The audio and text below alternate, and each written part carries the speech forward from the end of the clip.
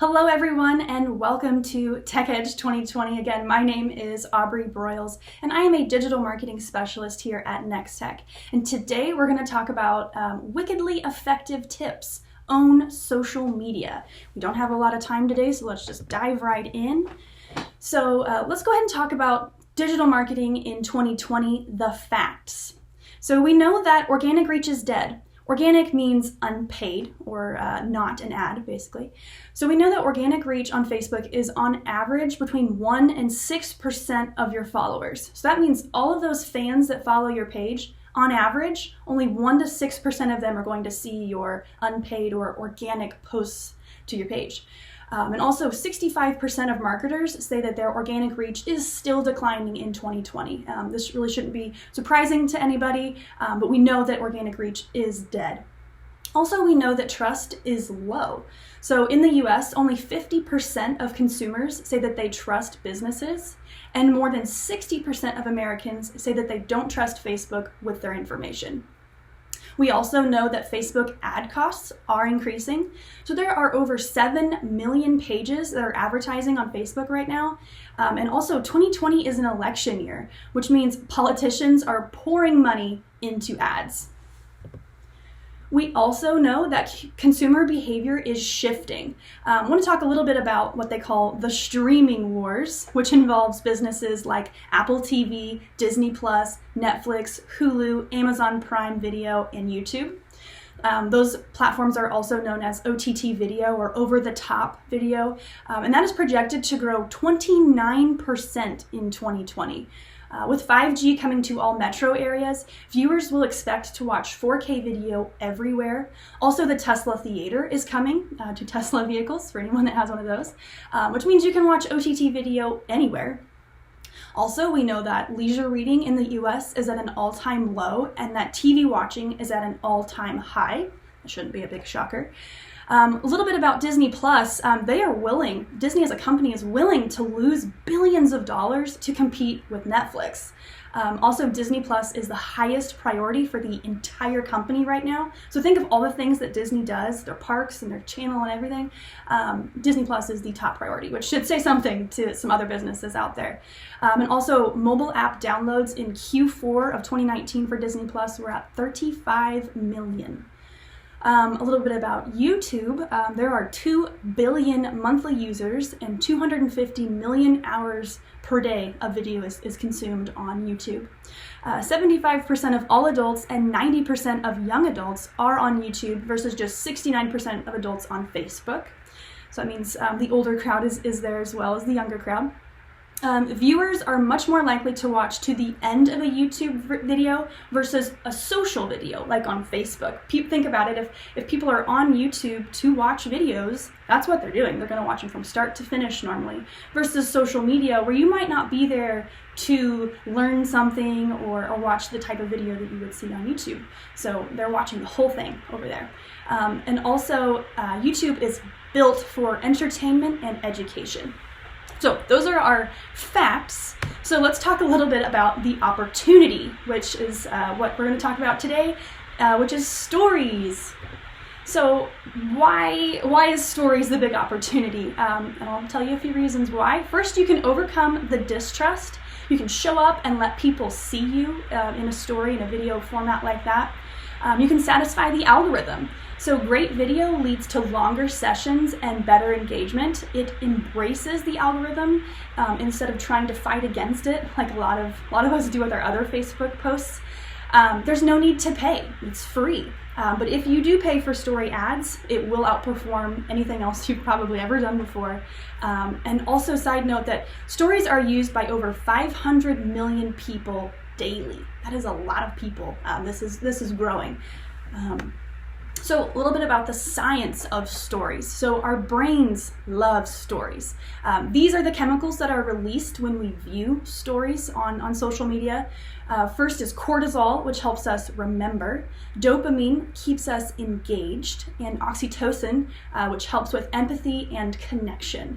So also storytelling allows the viewer to get to know the people behind your product, which makes them more likely to buy from you. So let's talk about storytelling and getting started with it. So first, what about the platform? A lot of you are probably familiar with stories, maybe from Snapchat, but let's talk about how we can do that with Instagram and Facebook, which are platforms that you probably already have for your business and have already established a following there. Also, the next level is TikTok, which we'll talk a little bit on a little bit later on.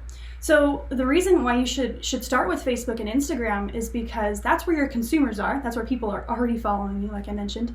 It doesn't need to be perfect. You just need to do it. Just hit that record button and just do it. You can do stories as short as 15 seconds, and they disappear in 24 hours unless you save it to a collection. So when you're strategizing for stories, first you want to designate someone to be the face of your brand.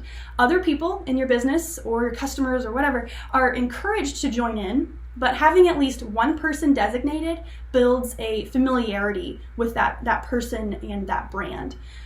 Also, it's a good idea to add captions so that stories can be viewed and enjoyed even when the sound is off, because we all know that a lot of us are doing it that way.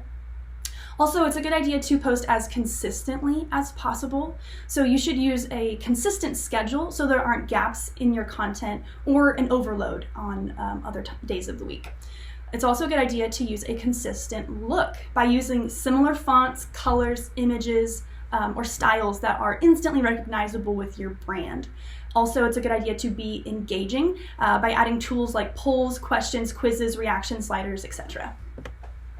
So content ideas, that's where a lot of people ask me, like, what do I film? What do I record? What is the content? So it's a good idea to plan your content so you have something to post even when you're busy and you don't want to think about it. Tip number 1 is to list 30 questions that your customers often ask. So film the responses to all of those questions in one day or one afternoon or whatever, and then you can break those videos up into smaller chunks and then post them over time. So with just a couple minutes of filming, you can have content for weeks potentially. Tip number 2 is to take videos of in-the-moment content like events, but save it to share it later on. This way you aren't distracted from the moment, and it allows you to fully create a story in the best context with the highest quality captions, overlays, etc. Tip number 3, borrow content from others. Sounds like it's cheating, but it's not. When scrolling through Instagram, you can bookmark posts and use them and share them later on your stories. And I have heard that people on both sides love this. The people that posted that content, they love that it's getting shared and seen by more eyes. And it's easy for you because you don't have to come up with it on your own. If you need inspiration, here's a list of accounts that I follow. Some are local and some are not as local, but I'll be handing out my slides after this presentation so you can kind of flip back through here and get those written down. Let's talk TikTok. I know it's really hot right now and some of you think that it's just a trend and it's going to go away, but my main message here is that it is here to stay, whether you like it or not. So the TikTok app was downloaded 738 million times in 2019. 49% of users are 35 plus, so it's not just for kids. So why has TikTok been so successful? The answer is that they have a really smart algorithm that learns what kind of content you like and shows you more of it. Odds are, if you ask a friend, did you see that video on TikTok? The odds are that they didn't see it. So each user's feed is very unique to them, which is because of the algorithm and is a big part of why it's so popular. Also, the average user spends 61 minutes on the app with the sound up. That is a huge, huge potential for advertisers. Right now, most marketers don't want anything to do with TikTok, so if you jump on it now before everyone else joins in, you have the edge. Again, I've listed a couple accounts here for inspiration of a couple of businesses that are using TikTok and they're doing it right. So we'll move on from TikTok, but I just want to say that it's a big deal. So we've talked about stories. Stories are so hot right now, but what else is out there? So let's talk about next level Facebook ads. First, let's talk about the strategy. As a company, it's a really good idea to define your warm audiences. These could be people like your current customer list. You can market to them in an upgrade type sense, or also people who have engaged with your Facebook page. This is people that have liked, commented, shared, sent a message, viewed a video. Those are engagers, and those are people that are warm to your brand. Also, another warm audience you can have for your business is people who clicked a CTA or call to action button or visited your website. You can think shopping cart or contact us page. Those are people that are defined as your warm audience, and you can retarget to them. Think retargeting in this sense. Also, once you've identified the audience, you can advertise to them with a special offer or promotion to get them to convert or buy from you. Typically, the warmer the audience, the more likely that they are to buy from you. Simple concept. And then once you've defined that warm audience, you can expand to a cooler audience with what they call lookalike. So all of those warm audiences that we talked about earlier on, you can take those and create lookalike. So this tells Facebook, here's what my best customers look like. So go out and find more people that look like them, who are similar to them. And we have seen great success with this for us and for all of our clients. So it's a really effective method in marketing. Also, don't forget about excluding. Example number 1 is don't upset your current customers with a special offer that you're trying to use to get new customers. We see this all the time. So it's a really good idea to exclude maybe current customers that aren't eligible for an offer. Example number 2 is maybe someone viewed your services page and added a product to their shopping cart, which is a good audience to market to. But don't forget to exclude the people that did those actions but actually did buy from you. So if I bought a pair of pants, I don't want to keep seeing an ad for that pair of pants that I did buy. That makes sense.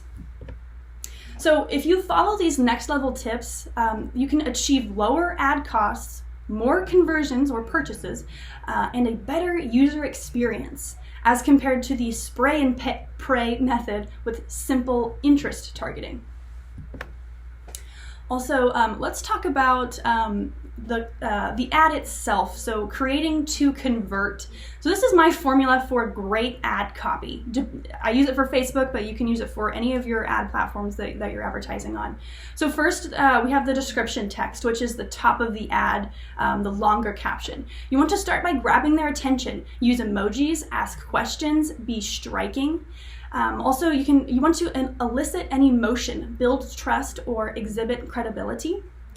And then you want to plant the offer and then call for the action, for the sale. So putting all of these together into a caption will really, really help you. Sometimes it helps to have a formula to get you started. And then the bottom next bullet here, the headline text, this is the bottom of the ad, the shorter block of text that you normally see like below the video.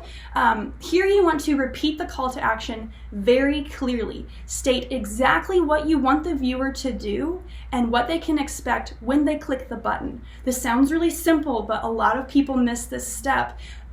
When people are viewing your ad, they're not looking at it for very long, so you have to be very clear in what you want them to do and why it benefits them. Don't miss those steps. Also here on the right, I included a screenshot of words that sell anything. This is a takeaway I grabbed from a conference I attended earlier this year. So again, I'll be handing out my slides. You can take a screenshot of this later on. More next level Facebook ads. This is for the artists or the people in your business maybe creating the ads or the videos. So I often get asked, what should the creative asset or the creative part of the ad look like? Typically, I always say that video performs better than still images. This is proven over and over again.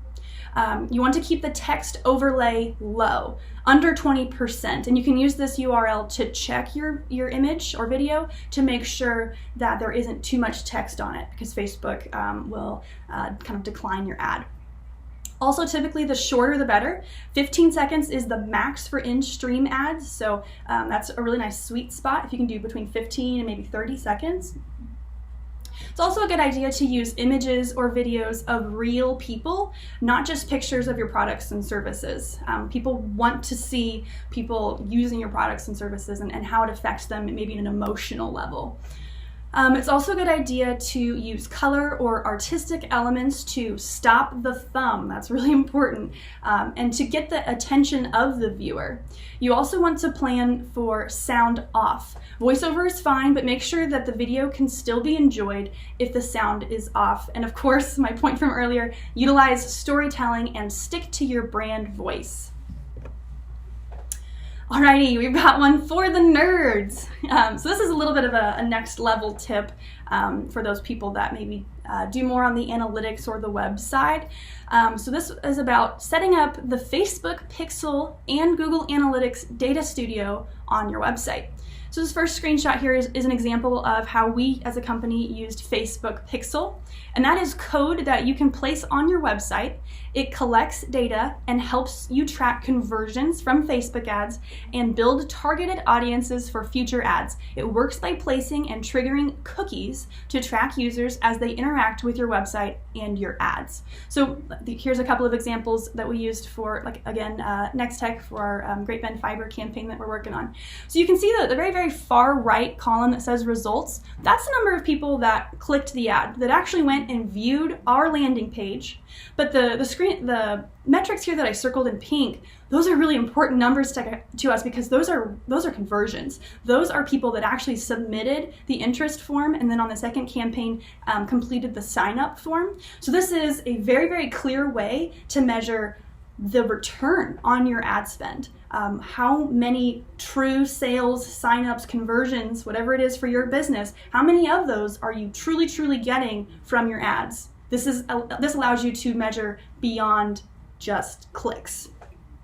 The next screenshot talks about Google Analytics, and that is a web analytics service that tracks and reports website traffic. Google Data Studio is a reporting solution for power users who want to go beyond the data and dashboards of Google Analytics, and the data widgets are notable for their variety and customization options.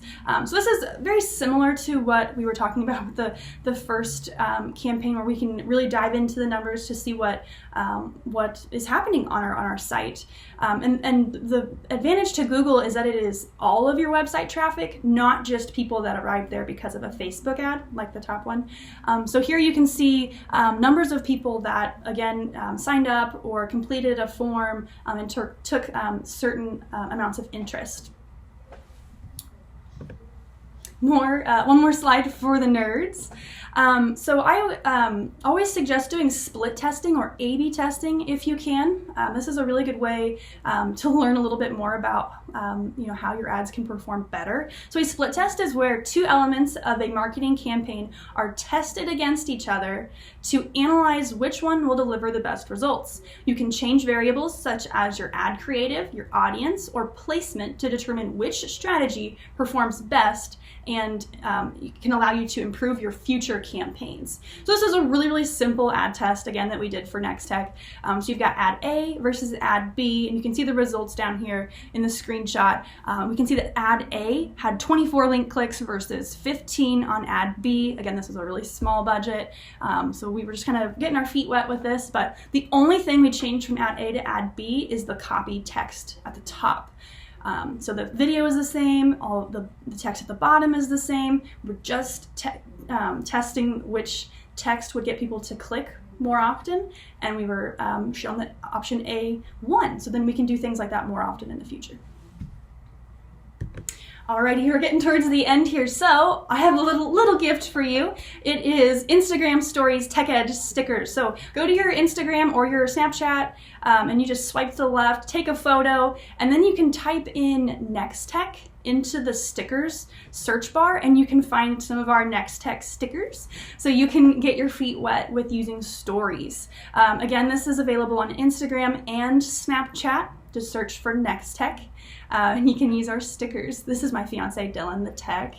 This was right after his first COVID-19 haircut, so he was feeling pretty cute. Alrighty, so feel free to use my stickers and get started with stories.